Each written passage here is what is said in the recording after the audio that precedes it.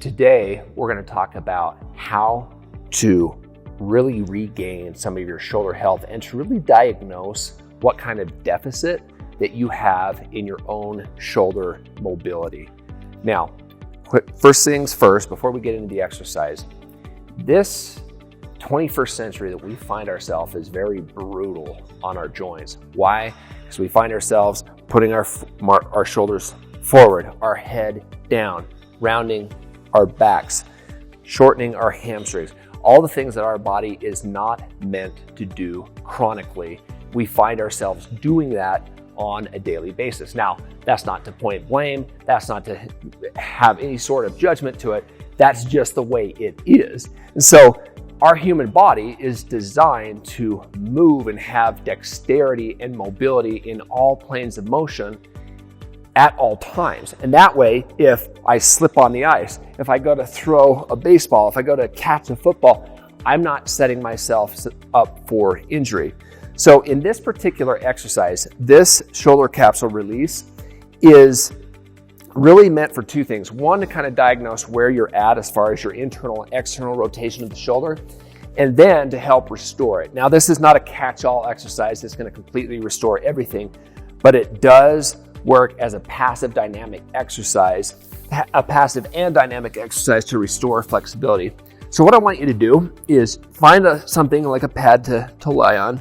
You're going to get on your side and you're going to bring your shoulder down, okay? And it's going to be a perpendicular line. So from your elbow to your shoulder, you want to make sure, if you imagine there's Velcro on your arm, it's going to be stuck to the pad, okay?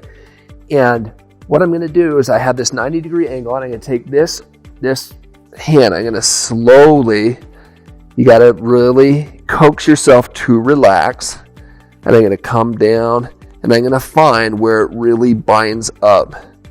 So for me, ironically, paradoxically, I do have a shoulder injury going on.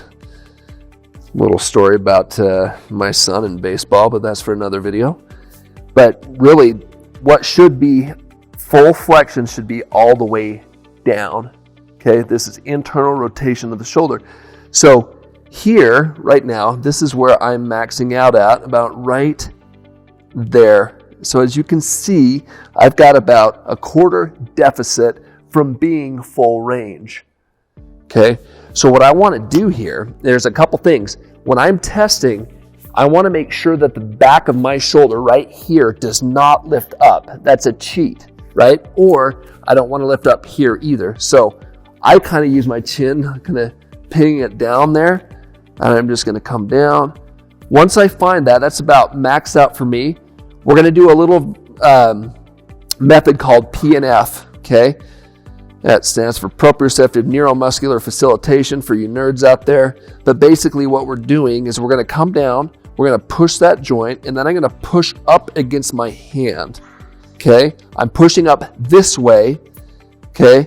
And then I relax, and I'm going to bring it back down. So I'm going to push up for maybe 3 to 5 seconds, about 25% pressure. 1, 2, 3. Then I'm going to consciously relax. And you're going to notice that when I relax, I can go down a little further. Then I'm going to push up again. And then I'm going to come down again. Notice that I just getting a little bit of range every time. So pressure, resistance, and then I relax into it and go a little further down. And I'm only going down to the point where I bottom out. And if I go any further, those pain signals are going off, and that's where I want to stop, right? So I come up, I press, I relax. And I'm going to do that anywhere from like 3 to 5 reps generally. Now you can do anywhere from 2 to 3 sets of that, okay? Make sure you do that on each side. Each shoulder, obviously, we want to make sure that they're balanced. And typically, you're going to find that one shoulder is a little bit more, I have more range in this shoulder than I do my injured shoulder.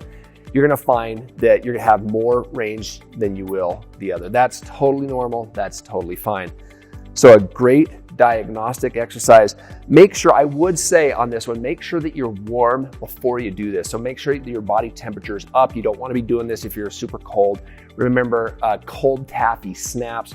warm taffy bends. And that's exactly what we're doing here, is we want to make sure that those joints, tendons, muscles are all being facilitated by a body heat that's going to allow it to be a little bit more flexible. So with that, and if this is helpful, and if you feel like you want to go further and take your health and your fitness to a higher level, what we do here at Lifelong Fitness is we offer a program that is truly unique because it is 100% customized. We're going to find your strengths, your weaknesses, your level of fitness, and we're going to customize a program uniquely to you. So if that sounds of interest, please click on the link below in the description or in the first comment section, and we can get you set up for a free consultation. We'll take you through a sample workout. There's no obligation beyond that.